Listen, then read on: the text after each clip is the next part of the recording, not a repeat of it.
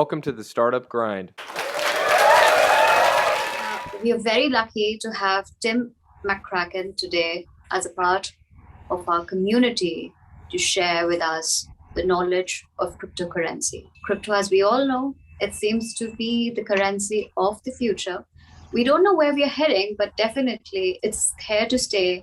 It's here to make its place, and it's going to change the way we look at economy. Tim, over to you. Tell us about you. Tell us about your journey. Good evening, everyone. Welcome to join us. I see we've got someone from the UK. I'm here in Sydney. I'm just also aware with some people English may be a second language. I do speak rather fast, so I'm going to make an attempt tonight to speak a lot slower than what I usually do. My background, everyone, I actually started out in New Zealand, a small rural town, as a tradie. It was a couple, like a family business. Went to university, completed a Bachelor of Arts. Whereabouts in Sydney? Yeah, I spent some time at uni, did a couple of degrees and moved to shares and property. Got the baptism of fire, 87 share market, etc. Then I pivoted into real estate and actually went back to uni and qualified as a valuer and went into commercial valuation and did that for some time, which was quite a fascinating period because we were working with commercial banks valuing, then I got transferred to commercial sales. We would basically spend 3 years liquidating real estate during that time, which was a fascinating experience because people always think property goes up, and we were sometimes selling properties at 10 cents, not of the value, but of the mortgage. So that was quite amazing. So then I came to Australia, moved into residential finance, spent a lot of time working with customers on that, and then joined a research house who basically and pioneered some very unique modelling, some research for investment property. I was the National Business Development Manager for a few years, and we actually achieved a BRW Top 100 fast growth company, which is quite exciting. So I've actually had decades of experience in what I call the centralised mainstream economy, to the point where I was one of these bar humbug, anti-crypto, it's rat poison. I was even at a property expo in Sydney, and I had a speaking spot. The guy before me was trying to convince people to buy Bitcoin at $600, and I was one of the bar humbugs. Why would you want to do that? Bricks and mortar, blah, blah, blah. So I've been through a very transformational experience, and in that experience, I didn't intend to go to crypto. As I said, I've almost gone through Kevin O'Leary from Shark Tank in America. Have you, Mr. Wonderful? Do you watch that? He's gone through the same transformation experience in the last 2 years, and now 45% of his time portfolio is with crypto. So what caused that? I mean, I just didn't wake up one day and go cryptocurrency. It was more of a life and a lifestyle decision. I decided I wanted to find something that I could do anywhere in the world, anytime. My WWW, what I want, when I want, with who I want. I hadn't even thought about cryptocurrency. Obviously, wasn't interested in selling Amazon online or any of those sort of things. And it wasn't until something popped up and there was a bit of movement and Bitcoin was getting some publicity again. And one of my friends, the finance guy, says, you need to find the next Bitcoin. And that's why I started. It was in 2016. I said, well, okay, looking for the next thing in there, and I discovered XRP at a very, very low price. It had utility, it had functionality, it was finance related. I got it, saving money, international cross-border payments. To me, it just made sense, right? So that I thought, okay, so then I thought, well, how do I buy this? You know, like, where do I start? And there was nothing. There was no help. There was all the usual YouTube promoters and spruikers. And back then it was really a wild west. It was very murky, very dodgy, very shady. So there was nothing credible. No. So I had to start like a jigsaw puzzle by myself in the dark. And slowly, it was a very long, painstaking process. Fortunately, I had the time because we were finishing off quite a major project. It was about a $180 million project, and waiting for titles and things. And I just kept going, right? I found it was quite daunting at times, very lonely. And I remember back then, I thought, man, if only there was someone to help, you know, or somewhere to start, because you had to find it yourself. So that was over a process of 4 years. 4 years. I waited until the 2017-18 replacement. I actually entered after the prices had come down by 75%. I thought I was doing quite well for my knowledge of trading. And of course, when the crypto winter hit, so I was still doing that. And then I shifted and pivoted into trading futures on the NASDAQ and did that professionally and educated. And that's by one of the world's best educators. And he trained me to be what's called a traditional candlestick chart reader. He said, if you can read a candlestick, you can trade any market, commodities, shares, crypto, anything, right? So he trained me for 2 years and he did a very good job, I have to say. That was a really valuable experience because what I found is that with COVID and everything and everyone's pivoting, I actually moved back to Sydney from Queensland. And in that time I got back here and I'm going like, what am I going to do? And it was still the crypto winter. It was still thawing. And it was just an intuitive thing. I thought, you know what? I think it's the signs are there. I can see something. So I just started on this little bit of a journey, right? And I thought to myself, well, step one is I need to create an algorithm. I wanted to trade because I was a day trader. I used to trade a 5-minute candle on the NASDAQ at 1 to 100 leverage. So that's like being a fighter pilot in the military, right? High adrenaline, high risk. And this one, now what I'm doing now is like flying an Airbus A330 with no leverage. It's very, very simple on using 1 and 4 hour charts. So I applied those skills. I developed an algorithm and started to test it because necessity. I mean, I had money, but I needed to generate some sort of income. So that's how it all got started. And I came across a friend of mine, and I hadn't seen him for some time. He actually was a client. He says, "What are you doing these days? What are you up to?" And I said, "Oh, I'm thinking about." And he's a very astute guy. And if he thinks you've got a silly idea, he'll be laughing in 3 to 5 seconds. And I said, I think I'm going to start a cryptocurrency academy. And I waited for the laughter and it never came. And he goes, yeah, I think your timing's right. The sun, the moon, and the stars, and the sun, the moon, the stars, and the sun, the moon, the stars are going to line up. I always remember that through university. He says, it's going to take a bit of time. And I said, yeah. And he goes, well, what are you going to call it? I go, Crypto Academy World. He goes, that's a good name. He goes, have you got any members? I said, no, I've only just thought of it right now. And he goes, well, can I come on board? And I went, oh, okay. So that's how it started. And we were fundamentally day traders, and we just built within that trading community. And what I found is that people got getting attracted to crypto back then, obviously because it was massive movement. And I mean, there was some serious money being made, right? But today, what I'm finding, it's a whole different space, a whole different type of person coming in. And a lot of people are now looking at the global situation where most traditional investments are not affordable or out of the reach. I come across so many people that want to buy property, they get the deposit together, the share markets, no one knows those. So, and the good thing is that someone can come in and start off with a very small sum of money and learn from there. So it's also a very dynamic, fast pace, and also it's becoming quite a sexy commodity because it's got the potential not only to become a game changer. I know it's been a game changer for me because I've had to go out and walk the walk, you know, be the change I want to be, become decentralized. Some people, it's actually a life changer. And we hear about these stories. Yes, they're true, but they're very, very rare. You know, the guy that put 1,000 into SHIBA, you know, he's made all this money, blah, blah, blah. They're called lucky strikes. But for some people, especially that have got money, that are making some smart decisions over the next medium to long term, it is actually going to be a huge life changer, right? One of the most important things that I discovered in this journey is that the people, no matter who they were coming to the space, were all concerned about safety, security, and support.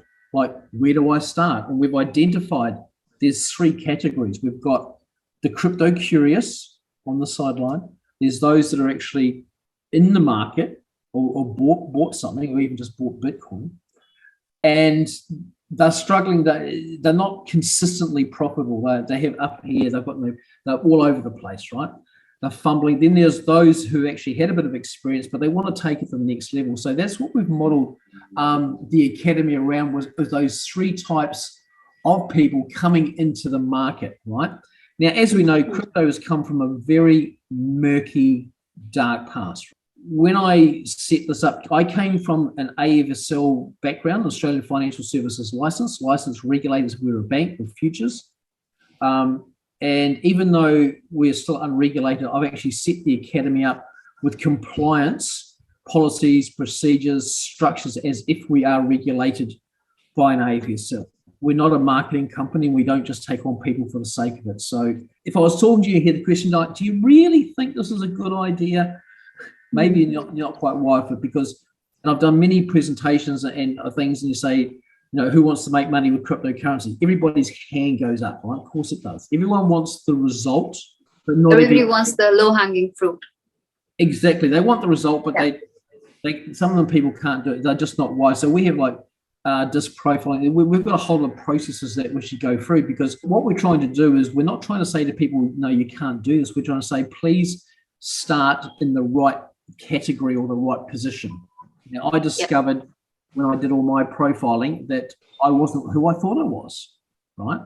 So I'm a DI, and it comes out of my trading. So I'm very decisive.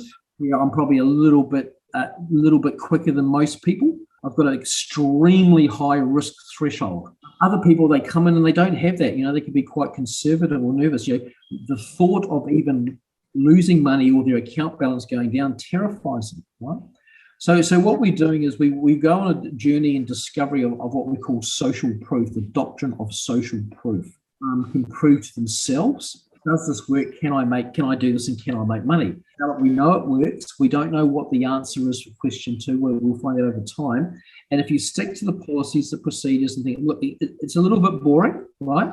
A get rich quick academy, everything like that. It's building wealth permanently through cryptocurrency and making money with cryptocurrency. Tim, you must be getting all sorts of people, and just what you said, a lot of people are coming there, crypto seems to be quick money. Make an NFT and there you are a millionaire.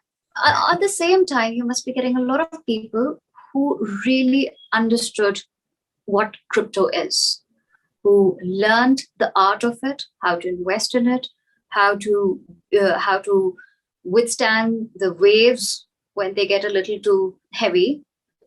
What attracted these people to cryptocurrency? These people, the level-headed crypto investors. I'm not talking of people who just came there because they just want to be rich. I'm talking about people, the level-headed people, the smart people who went into crypto.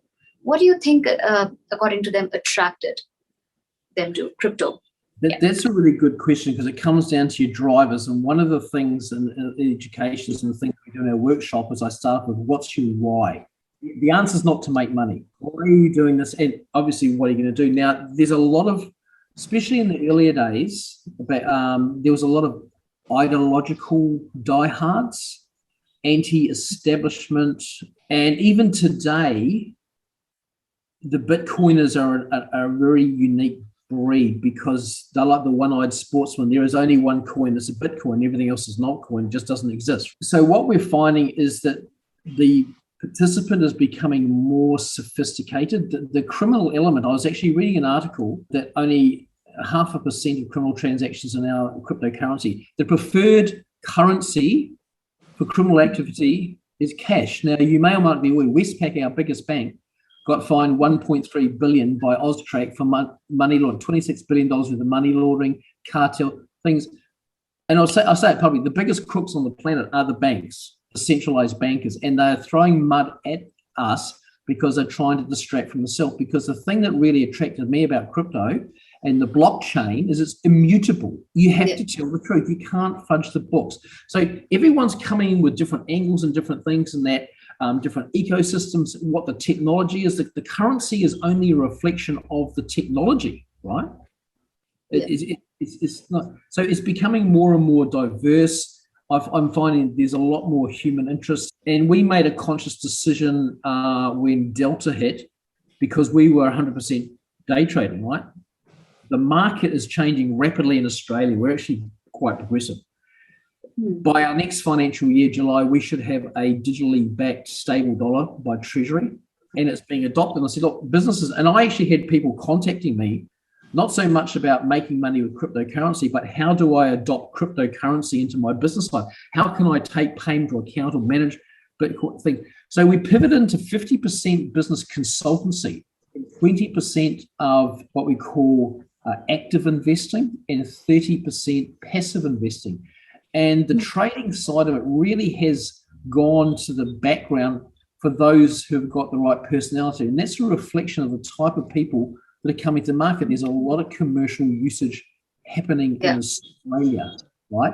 It's starting to move around the world. I know Florida, I'm actually dealing with an accountant with KMP, Mark over there, and all these people I'm meeting all around the world are all seeing this commercial adoption coming in. Now, I remember back in the day when the fax machine came in, and that was some amazing, crazy thing. And then emailing came in. And what happened, I remember with email, and I was doing some study and learning about that, is that you heard all about it. It's like with crypto, there's all this underlying activity going, and all of a sudden it just popped up, Hotmail, Yahoo, Gmail, and it was everywhere. And we're actually on this cusp of a massive, massive breakthrough that within a year, they're looking at 4% of the world have got wallets going to about 12 or 16%. I know it doesn't sound like much, but we're really starting to get into that curve.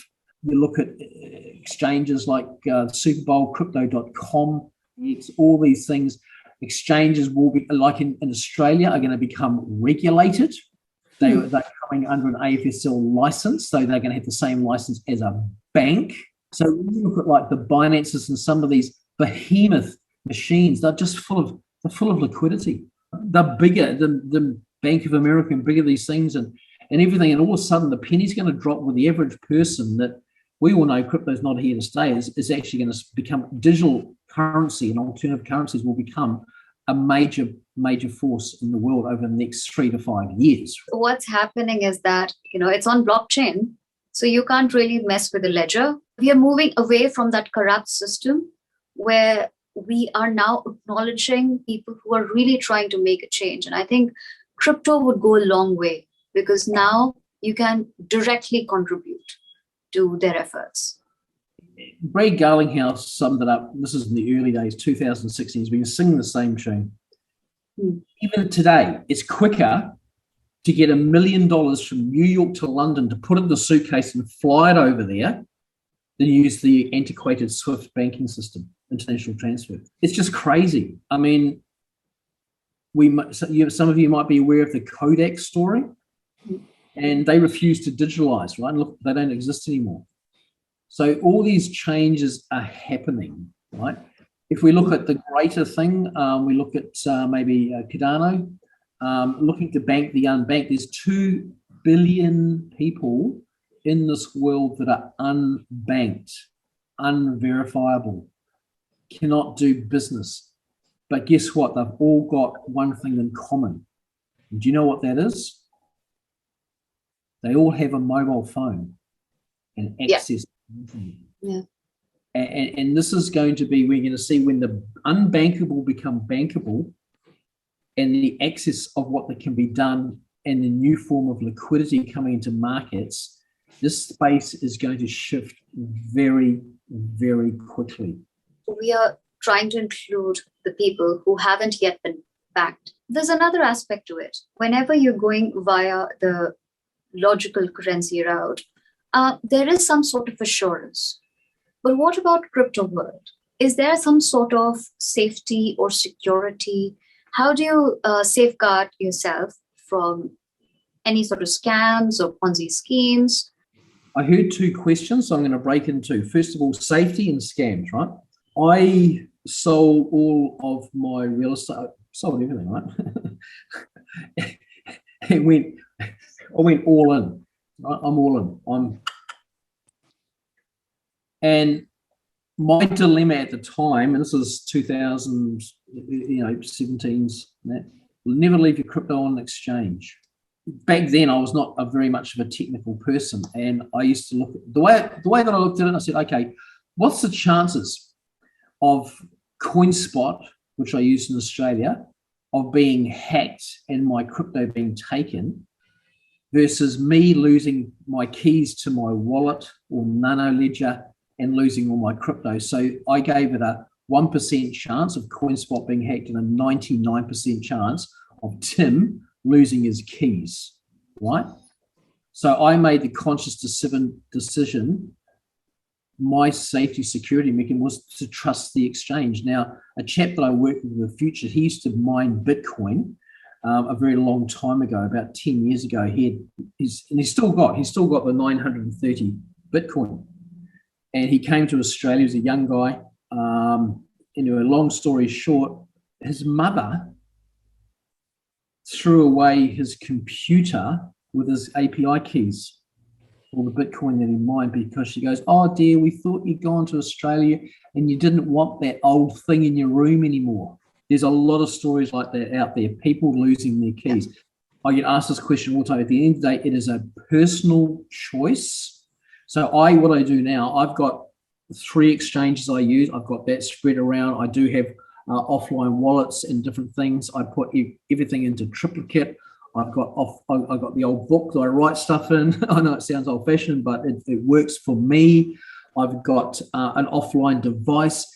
You need to have something that works for you, that you're comfortable with, right? Because there is no right or wrong, and you don't want to be in the position of being that guy, like in Sydney, who's got $350 million with Bitcoin. He's still got the metal detector. He's still trying to find it in the tip, right?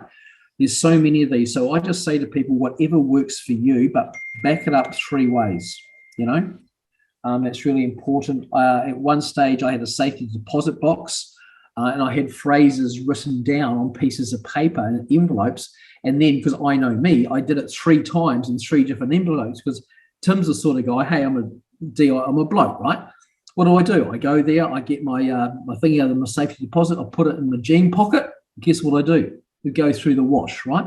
So I've got to have 2 pairs. So I actually balance my own, and look, it's worked really well. And so, as I said, whatever works for you. Exchanges these days are they're not like they were like 4 or 5 years ago. I mean, if you look at the levels of encryptions in the 2, I think Binance has got a 16-bit encryption. I don't even use that, right? They make trading banks look ridiculous, right? However, when you go into some of these fringier exchanges that just do an email and there's no KYC, so you've got to swim between the flags and just do what works for you. Does that make sense? Yeah, it does. Actually, we all need to do the background check. Be careful of how you're investing, where you're investing, what exchanges you're using. Really make sure you're investing in coins that are backed by some sort of value creation. That's very important. What's your opinion about Web3 and Metaverse, and probably how it's going to transfuse with cryptocurrency? Because that's definitely something to look forward to. In the circles that I move with and discuss this with, the general consensus is what's going to propel cryptocurrency to the next level is not cryptocurrency. It's actually going to be the metaverse. Within their play to earn and the currency comes through, it's just going to get lifted up. If you look at all the big sporting giants, Nike, Adidas, like everyone's going into this space. It's an incredible space. It's a very sexy space. It's very dynamic. I'm even going to give a little gem away, of which I've invested in quite a bit in. If anyone looking for a tip, maybe a bit later on.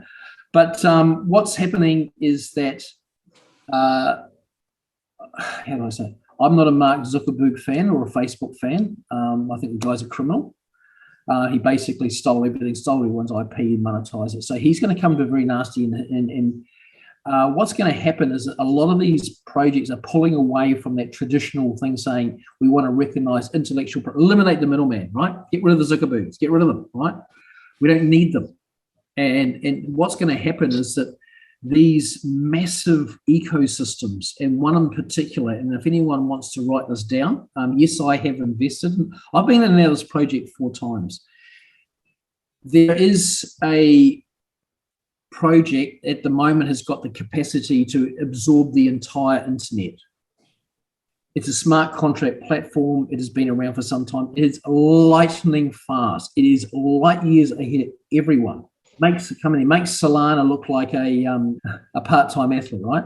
But the time to build this is a bit like a long-term Cardano project. Anyway, the name, it's called Zilliqa. It's got the capacity, and I was just watching with one of the lead people in there, a very in-depth interview as to the technological, and they're showing the actual quality of what they're developing and things, and it's just off the hook. It's so next level that it's going to shift. But you've got not only just Zilliqa, there's all these other ecosystems out there, right, that are also doing this. So there's going to be so much competition for people to move into these different spaces. So being first to market in this is going to be a real distinct advantage, right?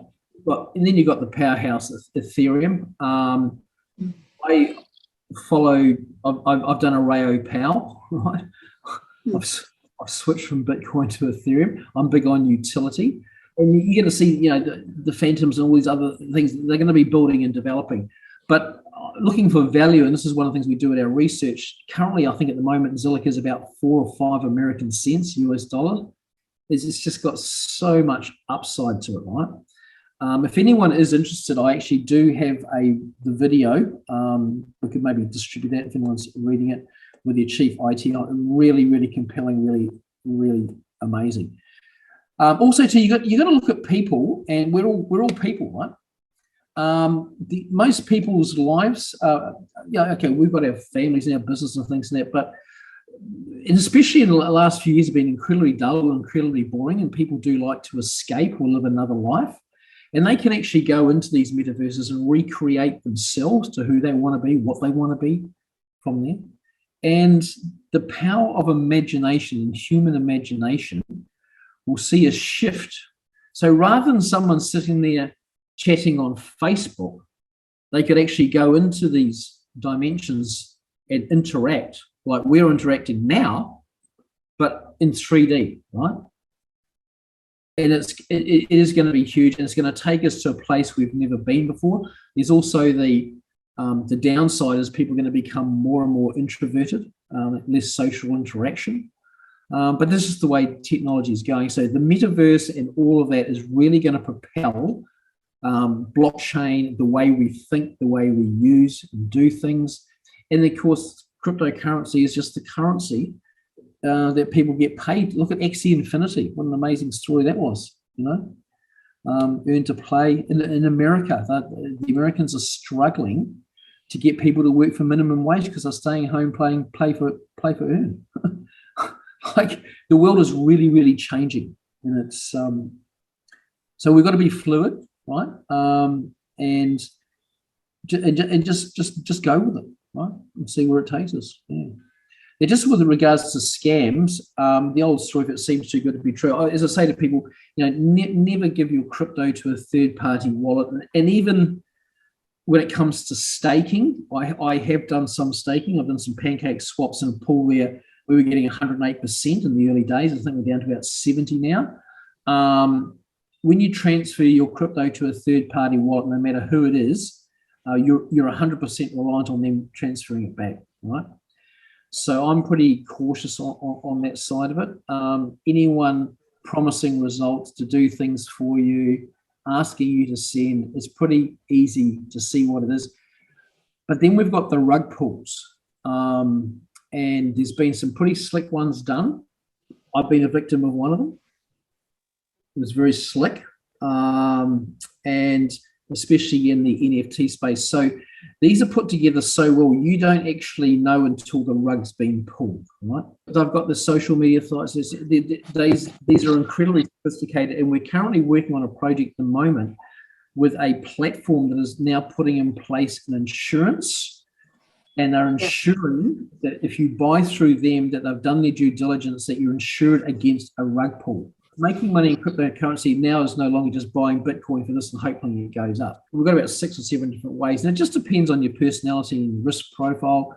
Digital real estate is going to be huge in that NFT space. We're currently consulting on a metaverse project in Australia that was developed in 2018. It's really funny. It's still two-dimensional. It's got the everything. And you look at it now and we say, guys, got to throw it in the bin. They're just keeping the name. They're throwing the whole thing in the bin. Titles with NFTs. Building, you have your title. Well, I believe what they're looking at doing has never been done. It's going to be the first NFT that's going to be giving a fixed return like a rent. And we developed a rental mechanism. So you can actually go and buy the apartments in there vacant. You can then add your tenant depending on their personality profile. And they're backing this with masses of cash flow businesses to do with accounting and food to provide liquidity and developing it. So what would happen is that you could go along, you could actually buy a digital apartment secured by NFTs, and you have a rental, and the rentals are probably going to be returning around, the yields are going to be around at 12s to 15s or 16s, and they're going to keep the price really low and affordable, so people could buy 10 or 20,000, they could buy 2 or 3 of them, right? So if you look at the NFT at the moment, it's what I call the greater fool theory. Everyone's believing that someone sillier than them is going to pay more stupid money than what they pay. Those markets end up. So to take a product, real estate, digital real estate with digital rent, and we're looking to do that locally with existing clients, some real estate investing clients, then slowly release into the market. I think it's really exciting, and you're going to see more and more of this coming through. As long as you can provide an investor security and improve the concept, it's huge. Now, what happens is that, I don't know about overseas, but in Australia, you don't get much for $1 million these days. Would I want to go out and borrow $1 million to buy a property at the moment? No way, because it's never been a better time to sell real estate, never been a worse time to buy with leverage, high leverage, right? This will enable people beginning out that, for $10,000, $30,000, you can build, or people looking for self-managed super fund or income retirement or something. So it's a very, very sexy space, and I think we're going to see so much more happening. It's a small money empowerment, is that the point is. You no longer have to wait to collect your millions to buy your first property. Yeah, you can start investing with the small money. So I don't remember the exact quote, but the gist of it was written by Yuval Noah Harari, and in his book, he has written very beautifully that what makes humans different from other animals, and that's the art of storytelling. And the value is where you have individuals believing in your story, being a part of it. And this is where I think cryptocurrency, metaverse, Web3 are coming in beautifully, because it empowers individuals to tell their story and gives people the opportunity to choose the story they want to believe in and create the value. The focus is making money with cryptocurrency. There's many different ways. So that's work in progress. The metaverse one that we're working on, it's well funded, and the instructions came from the person who actually developed it in the beginning. I would say that's going to be at least a 3 to 6 month project. It is work in progress. But what's happening is all the stuff is bubbling. Now, there may be other projects like this in the world. So you don't know until it goes to market, right? Goes to market, and then whoever's first to market, and then the copycats. And the academy started 16 months ago with an idea in a room with 2 guys. It's going to be a 2 to 3 month project to be up and running day trading. Here we are 16 months later, launching next month with 9 programs. Tested and developed and measured, and they're out like the spreadsheets that I've got, things we've done. And we've had a really tough market. We had that big run up from February, March, April, May, then the 50% pullback, 3 months to recover, the run back up and pull back again. And some of the things that we've developed, and I've created like a bit of an advisory board with 6 participants, and one of them is my solicitor. Now, he came into crypto, he got it back to him as a very conservative, always bought shares. He copped the May fall down, and we're putting together terms and conditions. And he was panicking, like, in one day it lost 10%. He goes, "It's a bloodbath." I said, "Mate, it's a day at the office." It's just a day at the office, mate. So he actually came up and says, "Well, how are we going to protect investors?" Because what we do with one of our programs, we give a 12-month assurance, and we can't give a guarantee. And we've worked it out. So what happens is that what the assurance says that if the market comes down by a certain percentage in capitalization, we keep extending the assurance and service. So that gives people peace of mind.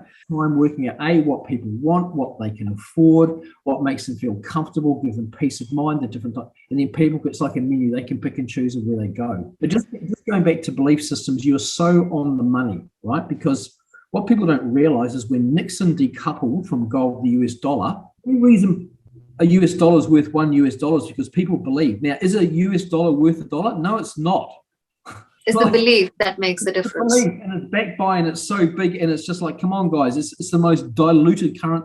It's just not worth it, right? And then everything's measured off that. Same thing as the Australian dollar worth that. And then our property measures off the Australian dollar and the mortgage. So there's all this funny money currency that's just backed by a belief system. The moment you lose that belief, whether it be in the shares or the share price or the whatever, it's back down. And what happens is that a lot of people have got into crypto belief that it is the way of the future. It's immutable. Turn around and start printing more crypto. You just can't do it. And now what's happened, the trend is that these ecosystems are now putting out trillions in coins, and now they're burning. Now Shiba Inu was one of the classics. He burnt it, right? So a lot of these coins are now doing. Binance did it. The reason why Binance had that run, I thought I was a rocket scientist, bought at $40, sold it 123 weeks later. I was a genius, right? We went 900 because of the burn that go, and they actually advertise when they're burning, the amount they're burning. So burning in the tokenomics as well. So we look forward things, and there's some really cool stuff happening out there. Something gets established and it's being used, and then they start reducing supply. Value. I would say the best way forward is probably have belief in value creation. And when you say value creation, it's not about how much money it's being created. It's how much happiness it's bringing to people. Are we tackling the climate change? Are we bringing access, education, opportunity to people who haven't got the opportunity? And there are coins that are backing such initiatives. And I'm sure that we'll see more of crypto. I mean, honestly, I wish we had more presidents like in El Salvador. Like, okay, sure, everyone knows Bitcoin's got the issues with climate change and the amount of power it's been doing. Shut them down and they all moved in that. But what did he do? Harnesses their volcanoes to generate and drive power to mine Bitcoin. I mean, there's so many solutions to problems. It's such an innovative and dynamic space. Especially water. I have been seeing water is now being big in crypto. A lot of water crisis solving related crypto coins are coming in the market. Anyone seen the movie The Big Short? Michael Burry, one of my favorite movies. I want to short the American housing. Oh, you can't. They laughed at him. But guess what? He's moved into after that, after he made all that money. Water. Exactly. We are not addressing the problem of water crisis. All the currency, any asset, even your house would lose its value if the context is not there. If your house is underwater, there's no value to it. If there's no food in your local vicinity, there is no value in living in that small area. You move in a more fertile space. I look at, and we had this in Sydney recently. Everyone's running and paying obscene, crazy money, waterfront real estate. In the northern beaches, there was tide erosions, and houses have been falling off.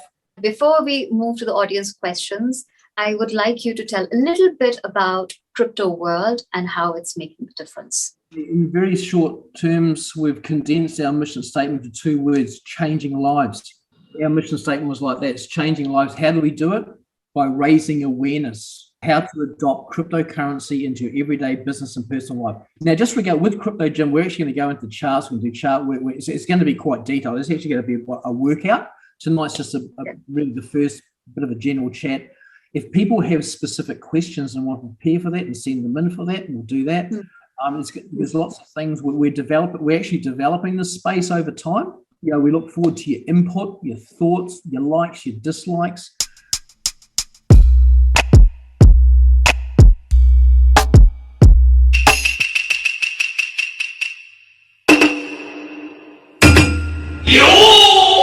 Startup Grind.